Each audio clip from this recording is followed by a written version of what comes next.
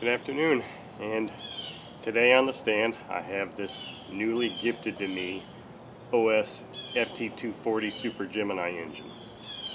And as you can see, it's mounted for a run, and I chose to go ahead, for those of you that watched the first video on this anyway, you'll know, I chose to go ahead and run this for the first time, a few times, before possibly looking inside just to see what kind of connecting rods we've got. So what I've got here is a big master air screw 28 prop installed. I've got a tank of my homebrew FAI 8020 fuel.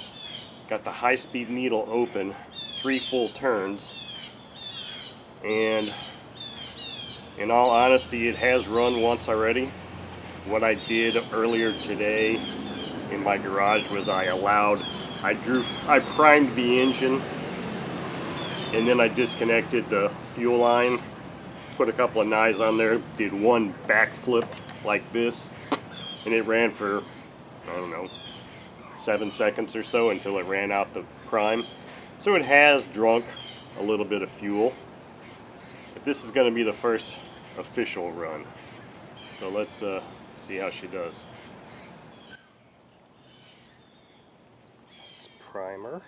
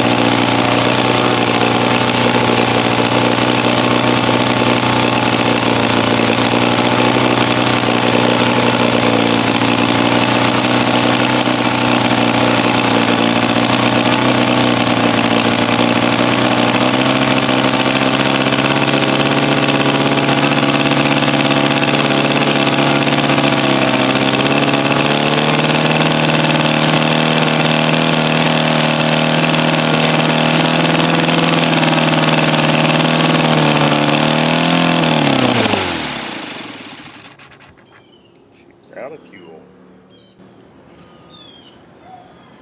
Okay, so there you have it. The very first official run, first tank of fuel. 80-20 fuel. Obviously it was very rich on purpose. That was the intention, to run it rich like that. So I need to try and wipe these headers off before they get too cool and have all that dry on there. But good run. Started first backflip, so I mean, you can't complain about that. Now, the things I did to this engine prior to the run, which I forgot to mention in the intro, is when I was turning it over first time, right when I mounted it on the stand, I thought it felt like one cylinder was a little bit lighter in compression. This one was the stronger one, this one was the lighter one. So as I would do anyway, I verified the valve lash on the rockers, and on this cylinder the intake was set a little bit too tight. It wasn't really out of spec, but it was pinching the smallest feeler gauge a little bit more than I would have set it. So I reset that. I checked the lash on this cylinder and they were perfect. The only thing I noted also was that the cover screws on this cylinder were what in my mind, were over torqued. Just a little bit too tight. As was the plug in this cylinder was a little bit too tight. Now whether somebody had opened it up and looked in there before and retorqued it, I don't know. All I can say is what I felt. The other thing, if you recall from that first video where I was going through the parts in the box and I said, oh, here's the spare Woodruff key. Well, that wasn't a spare Woodruff key, even though that's what the instruction manual says. There wasn't one on here. So now there is.